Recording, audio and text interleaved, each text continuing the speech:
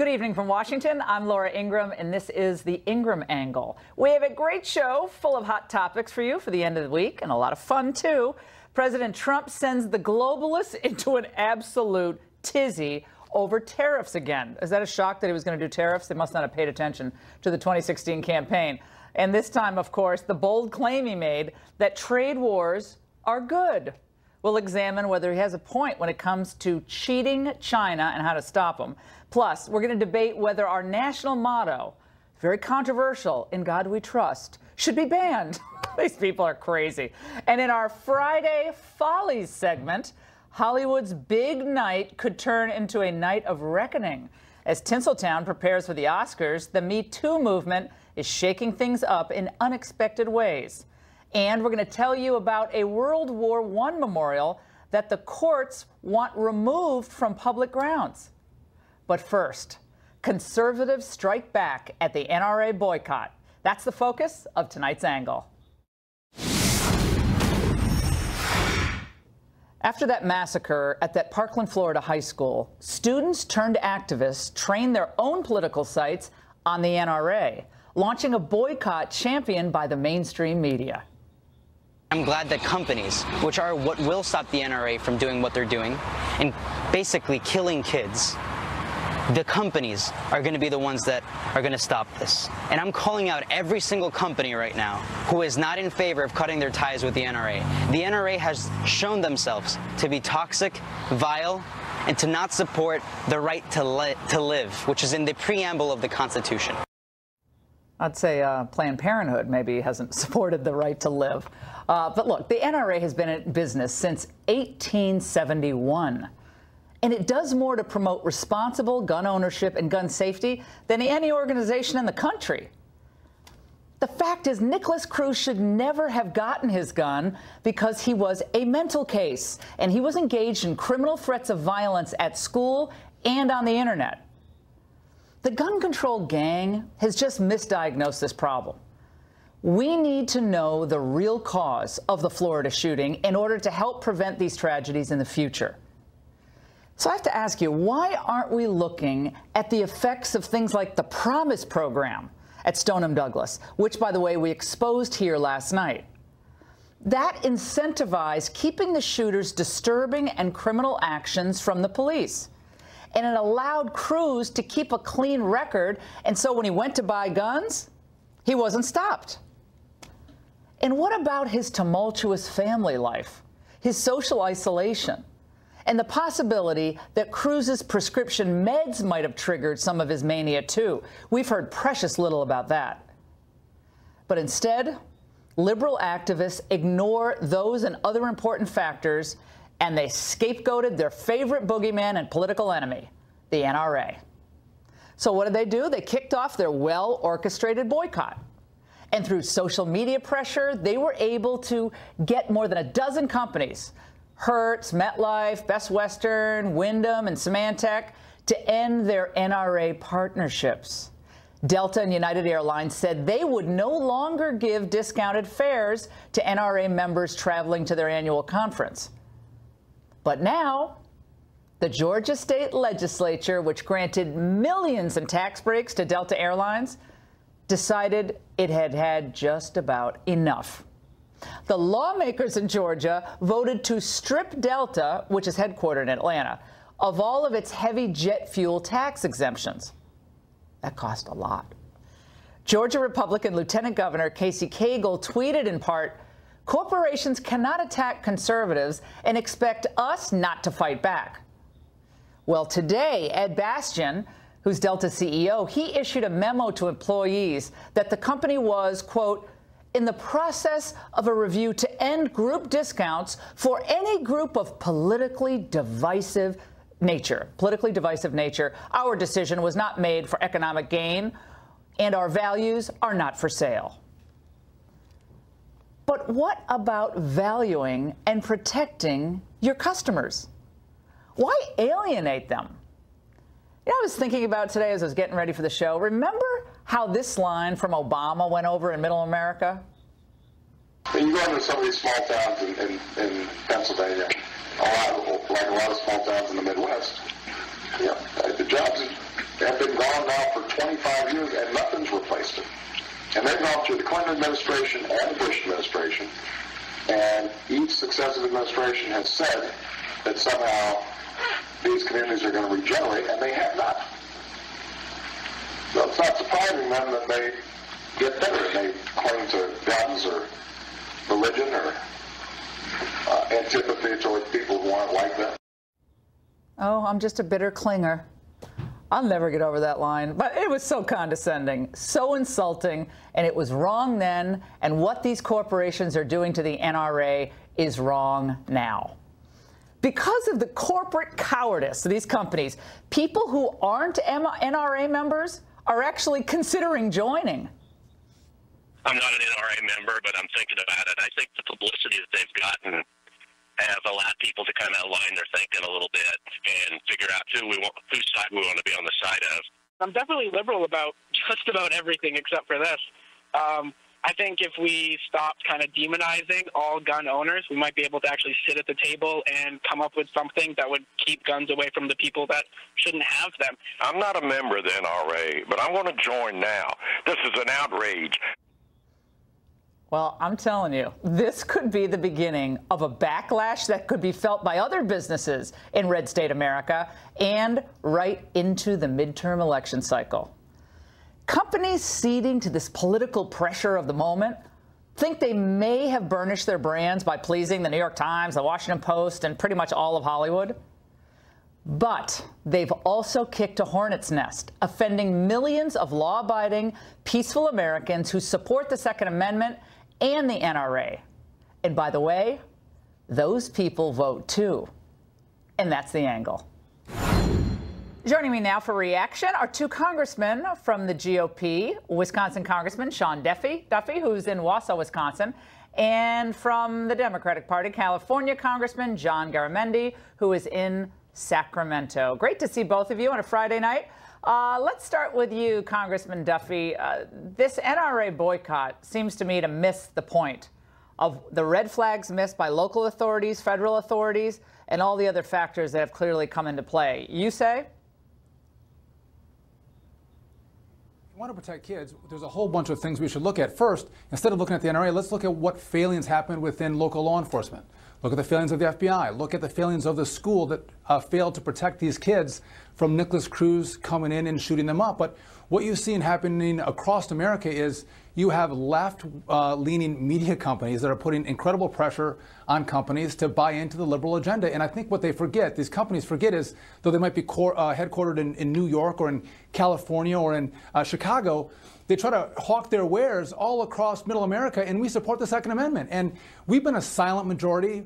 We were silent all the way up until the Trump election, when we came out in mass force and elected a new president. And I think though we might not sign petitions online to boycott, we might not come to rallies, you're going to see Americans who are offended by what these companies are doing stand up and go, you know what, if I have a choice to spend my dollar with a pro-Constitution company or one who stepped away from the NRA, I'm going to spend my money with companies that support my values. And I think you're going to see that affect the bottom line of companies all across America, which I think would be a good thing.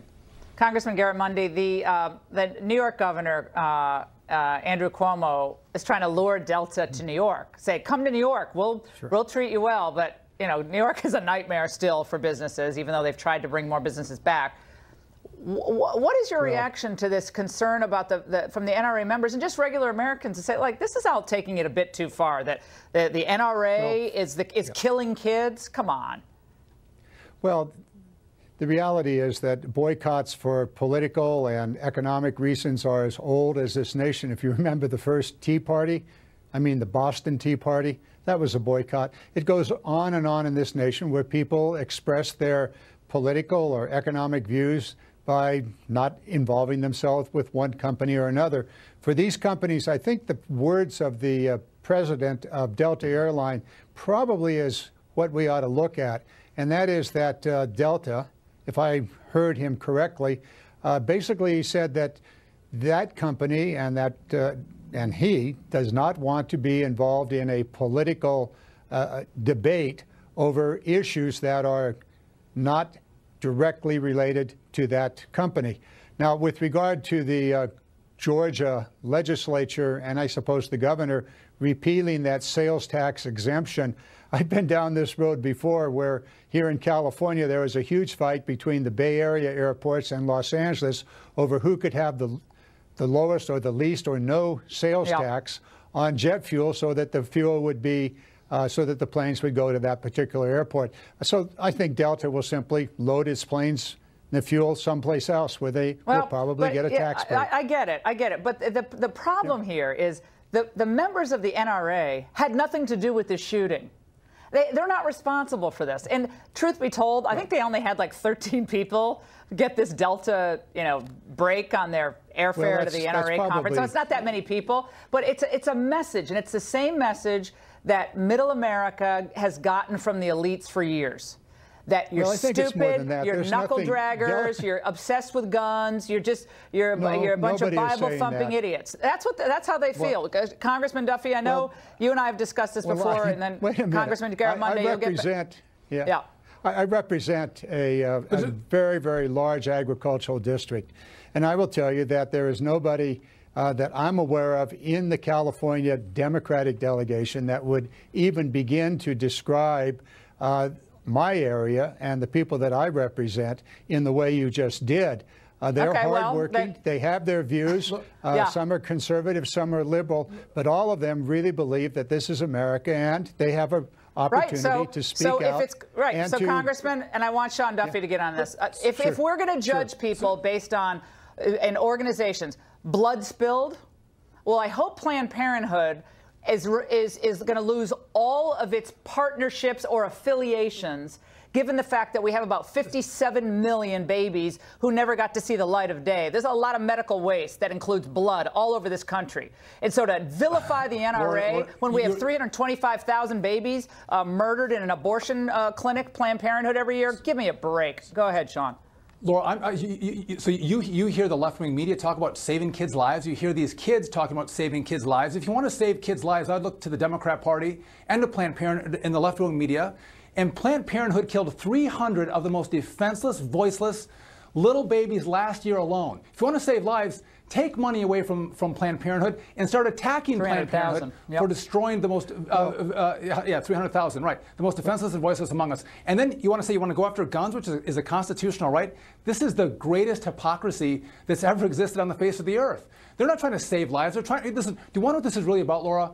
Liberals want us to rely on government, whether it's our housing, our health care, our protection with the Second Amendment. They want all reliance on government. And this is just one other step in a long line of things that take away individual rights and point us to the government to be responsible for everything. So we live in a great big nanny state from cradle to grave. They care for everything that we'll ever need in our lives. And we believe as Republicans in individual responsibility and liberty. We should be able to take care of ourselves. I want to defend my family in my home with my guns if someone comes calling. I don't want to have to rely on law enforcement. And liberals say, no, government should provide everything to you. We'll take care of you. Congressman Garamendi, go ahead.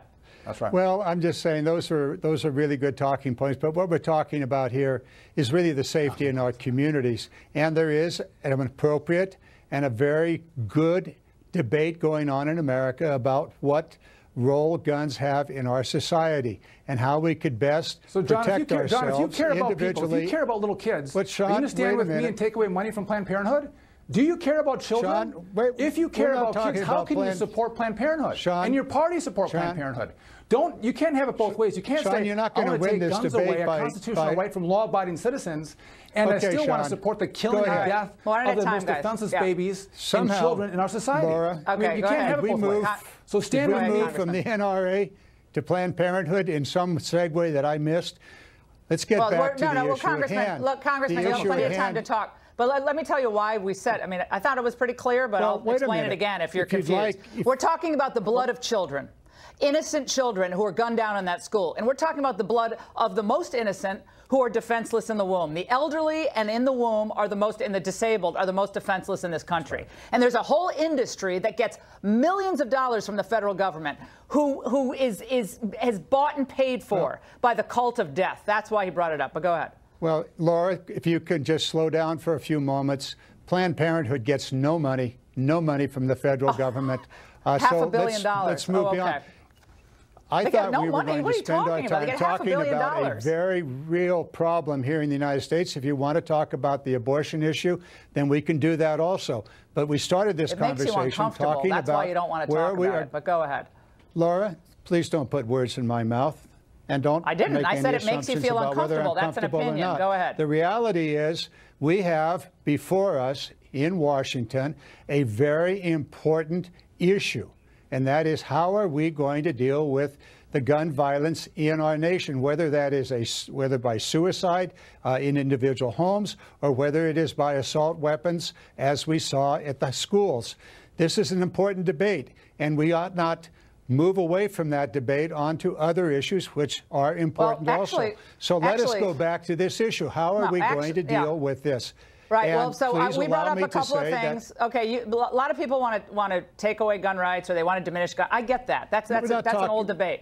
But we had the FBI and local authorities and the school itself refusing to act on the obvious for a lot of different reasons. And maybe it was malfeasance and something. Maybe it was a mistake. Maybe it was an oversight. But those three factors alone combined together to allow this kid to go out and get these weapons. It wasn't the NRA who missed the red flags. And the FBI were told the kid's going to shoot up a school, and they don't stop him, and then suddenly it's the NRA's problem? You got to be kidding me. That's a lame argument. Congressman Duffy. Well, John, we've had guns in our society since our founding, and kids weren't picking up guns and shooting other kids in school. What's happened in the last 20, 30, 40 years that's caused this phenomenon to take place? If you want to address this problem, you have to look at what's happening in culture. Fatherless homes, violence that comes from Hollywood in regard to movies and video games. We have a slew of issues that have taken place that have undermined our families and our values. There's no faith and morality in our community, in our schools, in our families any longer.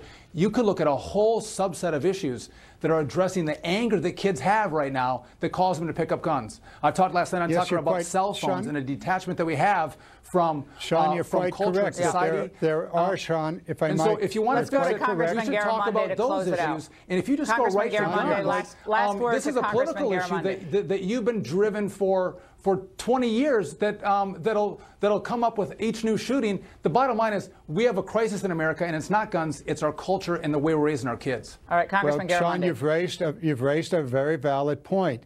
And one of the things that we need to do is to use tools that are readily available and have been available for us for some time to be used in schools to deal with those precise issues that you raised. That is the acting out, the loneliness that some people have, and the isolation and bullying that does take place. Coming out of Columbine as well as Sandy Hook are two very successful programs that are available in schools.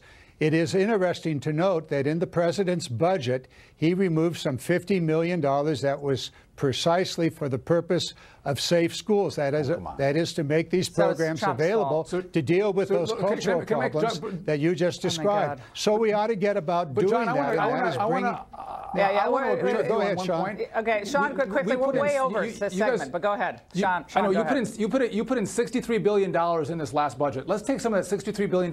We both can agree that we need school security, and you might have different security for different communities. My community might say, I want to arm law-abiding teachers who have specific training. Other communities might do something else, but we can agree, shore up our schools. Let's focus on the things we can agree on. Let's end on a good note. That's a good note to end. Good idea. Let's do that. Good. Taking away guns we won't agree on. Shoring up schools. All right, guys. All right, I want to come to Congressman Garamundi's district and to Sean Duffy's district and hang out for a while without politics involved. That's what we're going to do next time I'm in town. All right, guys, thanks so much. Have a great weekend. And to the we're going to move from gun rights to the expression "In God We Trust." The left's assault on tradition, and come on, it never lets up. And now they want to remove our national motto from a government building? Yes, they do. We'll debate it next.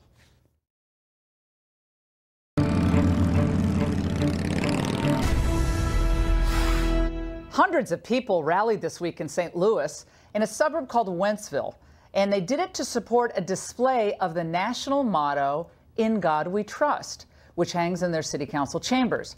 A woman protesting the motto was escorted out of the council meeting last month for exceeding her time limit, but not before she made her point. This has created an atmosphere of hostility and intimidation toward those who don't believe in a higher power. I think that is important for everyone to recognize. That woman, atheist activist Sally Hunt, is here tonight with her side of the story. Also joining us is Missouri State Senator Bob Onder. It's great to see both of you. All right, Sally, let's start with you, because that motto, "In God We Trust," really seems to send you over the edge. And I want to kind of figure it out, the understanding why you think it's the establishment of religion in the United States. Go ahead.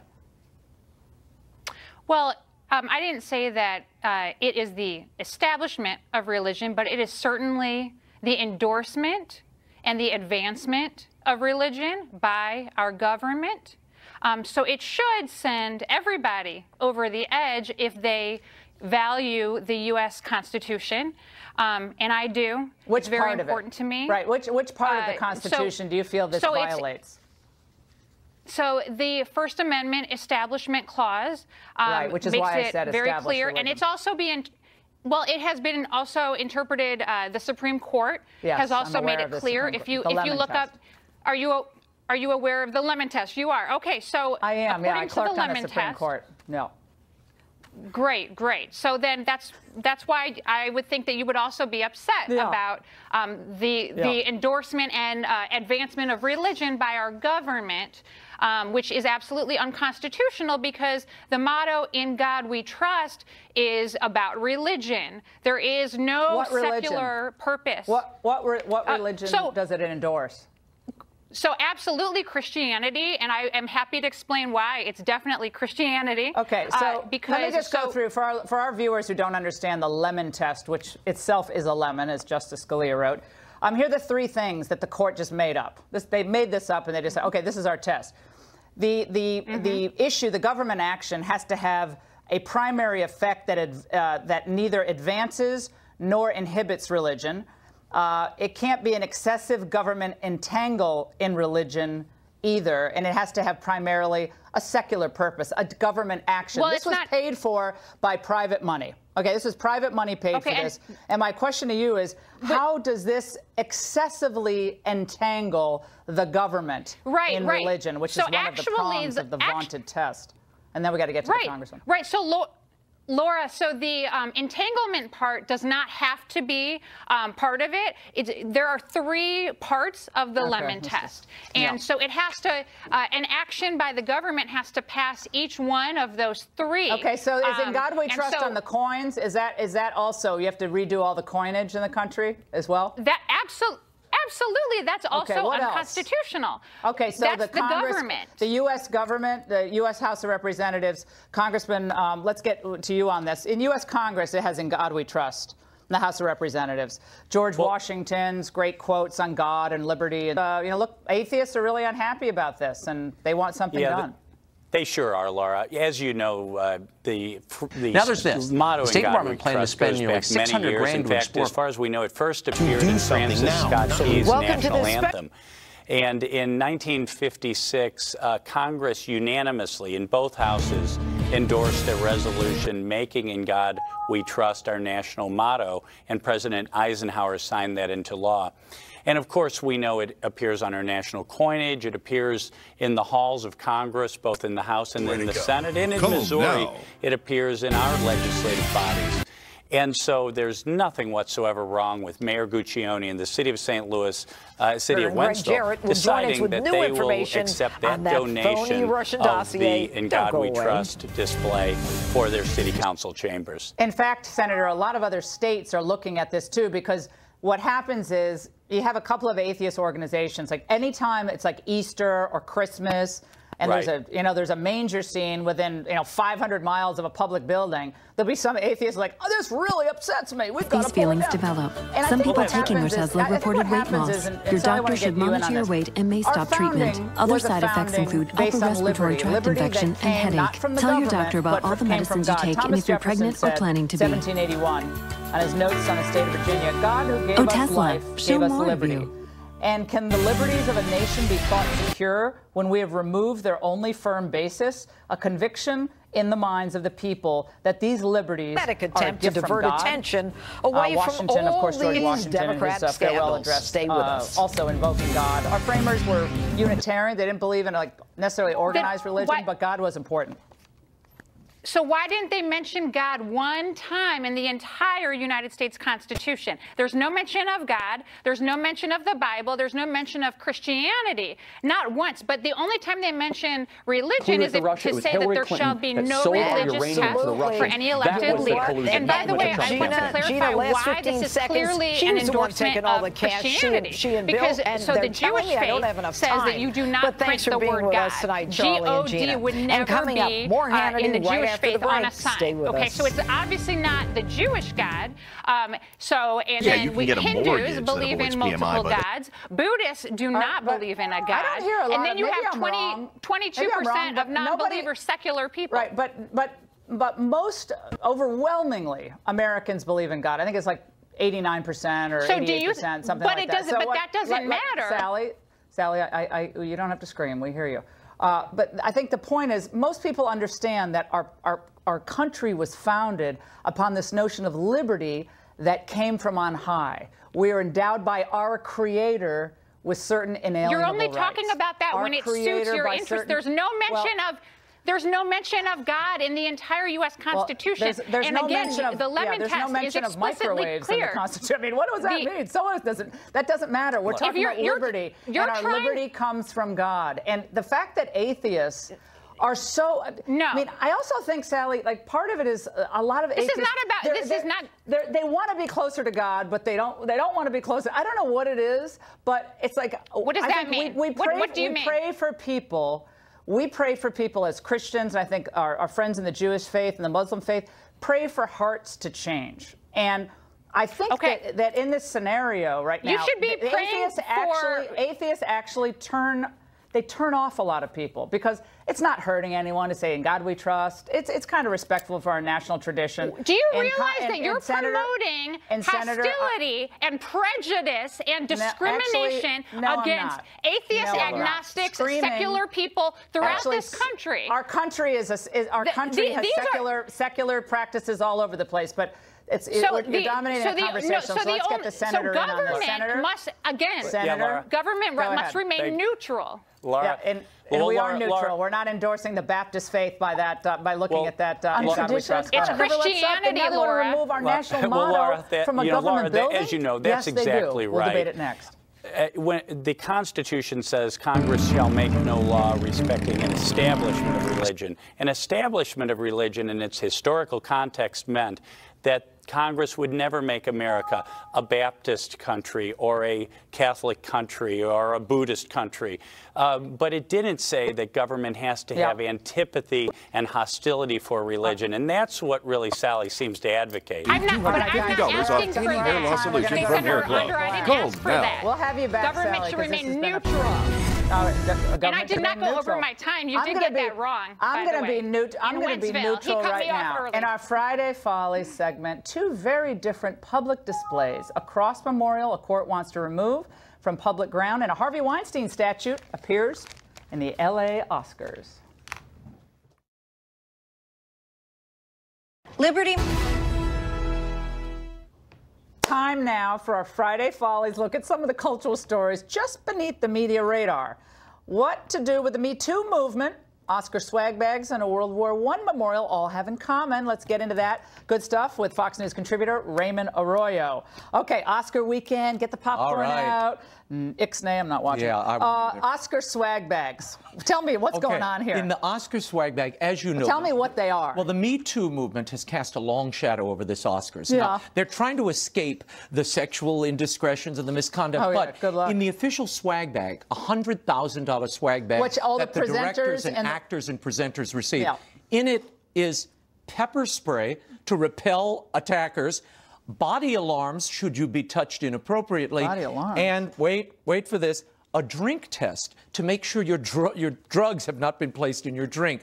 Now, It's very romantic. If you're trying to get away from the Me Too thing and trying to get away from sexual misconduct, why is that in the swag bags? It's a reminder that you may be attacked at the governor's ball, I guess, so you need the body alarms. Should have had those bags at the Clinton White House. Well, that would have been come in handy. But they get those bags when they're a presenter or a recipient. Oh yeah, and they get free. They used to get like Tiffany's stuff. They used to get good stuff. Now they're getting some cheesy. Now it's a Me Too movement.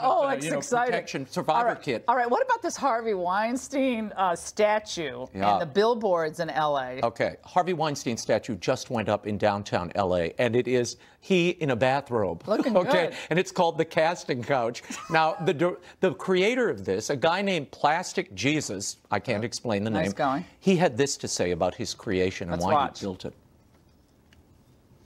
Yeah, we picked the Oscar Times specifically because there's so much focus on the awards at this time of year, but as everybody knows, Hollywood, like so many other industries, has this dark underbelly which often goes ignored, or in this case has even been covered up and worse. He's kind of a combo of the Grim Reaper and Phantom of the Opera. What is that? I don't know. What is that? He's an artist. He's expressing himself. But here's the problem Plastic Jesus. for Hollywood. Gotta look up his work. And they're being... Is that at MoMA? They are being really attacked from all sides. There are billboards all over L.A. calling them out. But here's the problem. When the scandal is bigger than your movies, that's a huge difficulty for them. Is it any wonder that viewership plunged to a 9-year low last year, and I don't. No one watched the Olympics. The Olympics was way down. Right. This is all. Everything's politicized. But then why are you doing Me Too movements in the ceremony that's supposed to celebrate your great movies? As I asked you earlier, what do you think's going to win the Oscars this year, Laura Ingraham? Don't know. You didn't even see these movies. I didn't see most of the movies. Well, and most of your audience didn't either, and that's the problem. I the think, scandal. You know what I think they should have at the Oscars? They should just have one of those dressing room.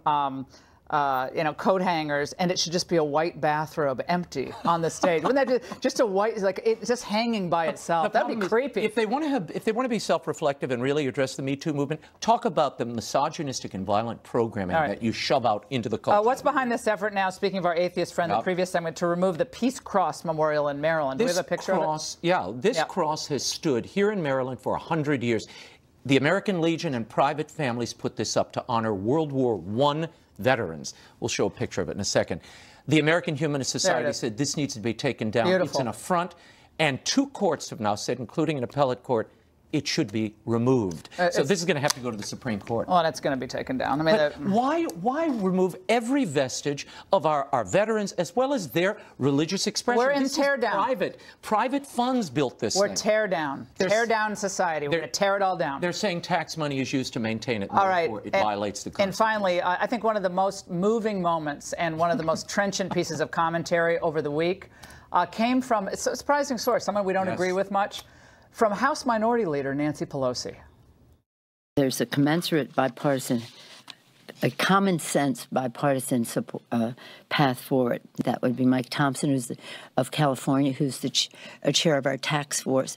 Just 13% would go to bonuses and raises.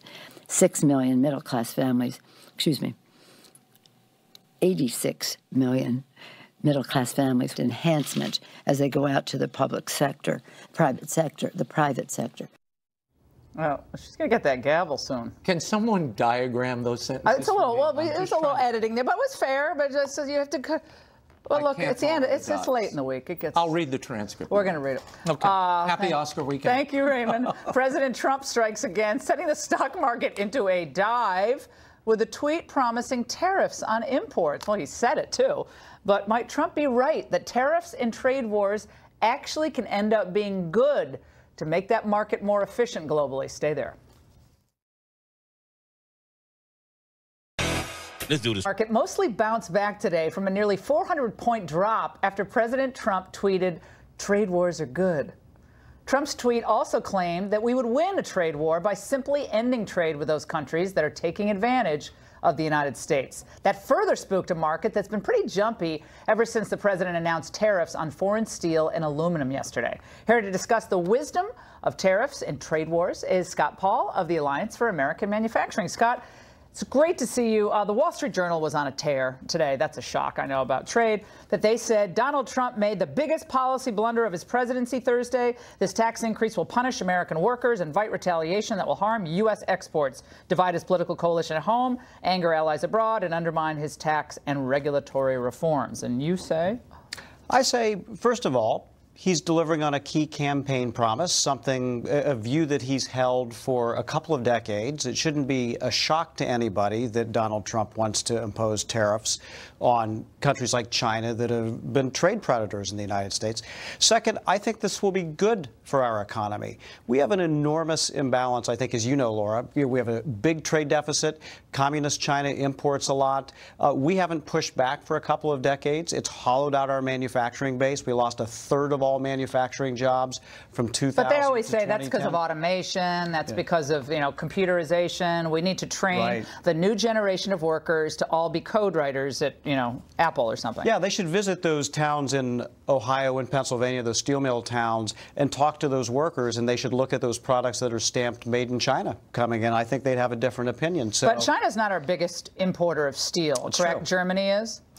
Germany is, but we have a lot of, Japan, Korea, Turkey, but there's a lot of Chinese product that gets in through the back door. China makes 50% of the world's steel. It consumes far less than that. In fact, it has more steel mill capacity, overcapacity, that it doesn't even need, 8 times as much as the United States even makes in steel. So that distorts global markets. Let's explain that to people, because I think people watching are like, oh, you're talking about trade on a Friday night? I'm obsessed with the trade issue. Sorry, I'm obsessed. I love the trade issue. It's so fascinating. China overproduces steel. We have a glut in global steel, billions and billions of tons in excess capacity. What does that do? It drives the price down. American steel makers thus have a very difficult time in competing, because you can't even cover costs, so they go out of business. What then happens? We lose every steel mill, and China's the only company, a communist repressive regime, that can make the steel that we need in military equipment and pretty much everything else that's heavy manufacturing. That's right. Nightmare. It's a nightmare scenario. It is. I was in Coatesville, Pennsylvania, one of those little towns that Donald Trump talked about. They've been making steel there since 1810, military grade. It's one of the last mills that can make it for our aircraft carriers, for our Virginia-class submarines, and it is under attack from China in these imports. So I think they're cheering the president tonight, even though the Wall Street Journal may be chiding him. Now, we've gone the Wall Street Journal way, though. We've done what they said. They said, get China into the WTO, give them permanent normal trade relation status. China's going to become freer. It's going to be good for America. We got a lot of cheap stuff, that's for sure. Sure. But we've had other problems as a result, including Chinese expansionism throughout its own region and in other parts of the world. And they never seem to go back and say, oh, the stuff we said in 2000 turned out to be totally false.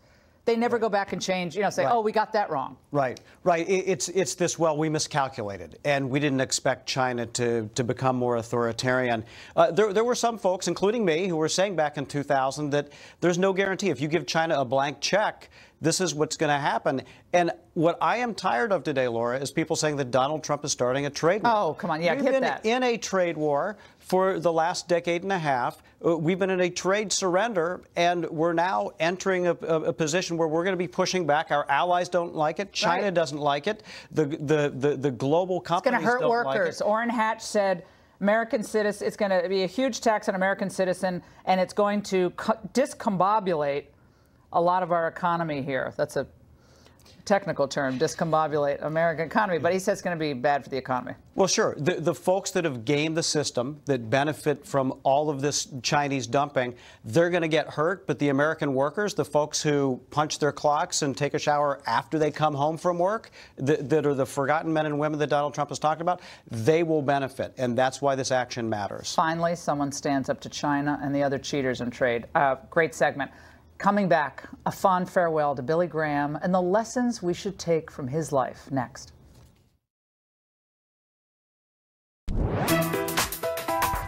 Friends in the world paid final respects to Reverend Billy Graham today. More than 2,000 guests attended his funeral in Charlotte, North Carolina, including President Trump and Vice President Pence. The man known as America's pastor died last month at age 99 after a lifetime of spreading the gospel to hundreds of millions of people in person and, of course, over the airwaves.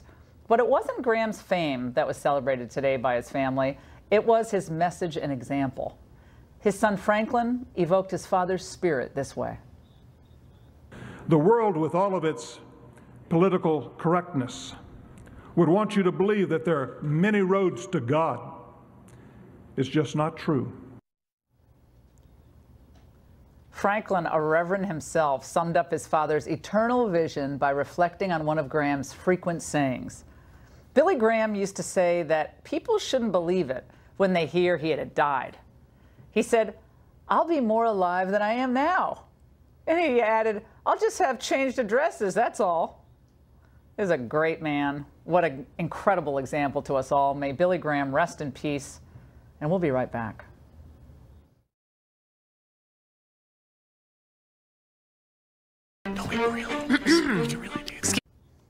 Before we go, some very good news on this Friday night. The families of the 58 people killed in the Las Vegas massacre last year are going to be given $275,000 each, coming from a pot of roughly $31.5 million in the Las Vegas Victims Fund. The group announced today more than 90,000 donations poured into that fund. And the fund, by the way, which originally started as a GoFundMe effort after the shooting, will also pay the same maximum amount to 10 other people who suffered permanent paralysis or other severe injury in that horrible rampage on October 1st of last year. And that's it for us tonight. Shannon Bream and the Fox News at Night team, are they going to be dancing? What is our tradition going to be on a Friday night? She has the dancing. We're going to have margaritas? Okay. Margaritas. All right. Yeah, we got Mike is going to make the margaritas. Elisa's going to make the gin and tonics. Raymond's going to make the Sazeracs. And then we're going to turn on the music. Have a good weekend. House Intelligence Chairman Devin Nunes accuses the FBI of possibly violating criminal statutes in a FISA application to spy on Trump advisor Carter Page. Chief Intelligence Correspondent Catherine Herridge and GOP House Intel Committee member Chris Stewart had the late-breaking developments. The trade war brews between President Trump's heartland supporters and global elites. Chief National Correspondent Ed Henry investigates whether the president will stick to his guns. And former DOJ prosecutor J. Christian Adams is suing Pennsylvania. Tonight he reveals evidence he says backs up his claim that the state allowed non-citizens to register to vote. And when night court convenes, Google under fire again for racial discrimination by a plaintiff alleging discrimination, this time against white and Asian men.